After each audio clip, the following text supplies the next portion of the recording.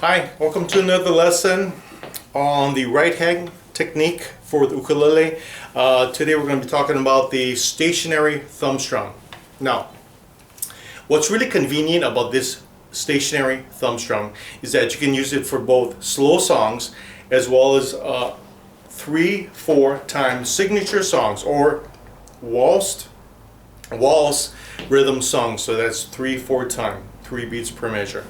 And then I'll show you some examples in a little bit. Now, for doing the stationary thumb strum, all you do is basically hold your fingers right over here at the bottom of the ukulele, come straight down with your thumb. Okay, bottom of the ukulele right here. To add guidance and stabilization, and just come straight down with your thumb. Now, if you hold your hand back over here, you get a different tone.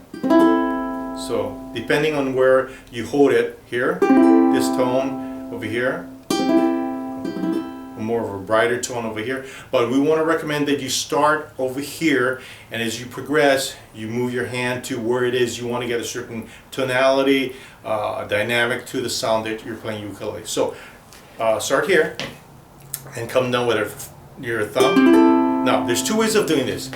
There's number one, come down with your thumb using all of the flesh. All of the flesh. All of the flesh. It gives a nice rounder sound, mellower sound. Now the other way, number two, is that you use your nail. See how I'm positioning my thumb so that the nail is striking across the strings. And as you can tell, it's much more brighter, dynamic, louder. So number one, flesh. Number two, nail. Flesh, nail. You definitely hear the difference between the two styles. And once again, your fingers over here on the ukulele. Make sure that your thumb is really relaxed, okay? The tension of your thumb determines the volume. Light, firm, light, firm. Okay. Once again, flesh for a rounder sound, and the nail, so you have to have it pointed more directly towards the strings, so your nail can be striking the strings as you come down. Okay. If you don't have fingernails or thumbnail, then you basically just have this sound to work with until you decide you want to use your fingernail or grow your thumbnail a little longer. Now what's great about this is that you can, the stationary thumb strum is that it's great for slow songs because you don't really need like a rhythm. It's more like accenting the song. So for instance, it's late in the evening, just wondering what clothes to wear. Puts on her makeup and brushes her long blonde hair,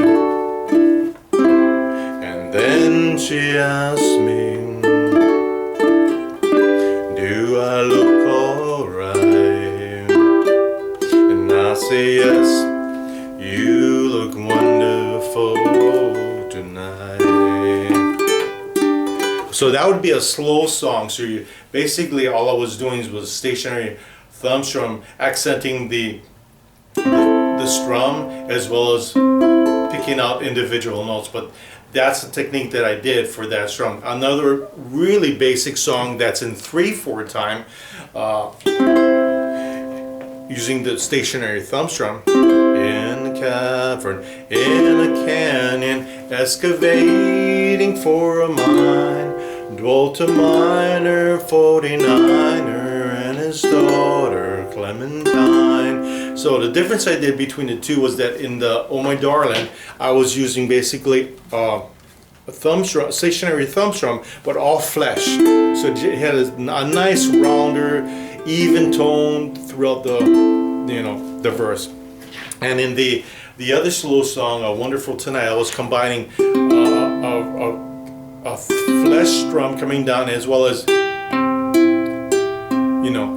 applying the fingernail to the the picking of maybe individual strings or accenting certain chords that I was playing. So that's the two examples that can be used in the stationary thumb strum. And don't forget, it's even very popular for using for the ending of songs. Once again, when you use it, you want to use it on the last strum of the song, the very last strum of the song.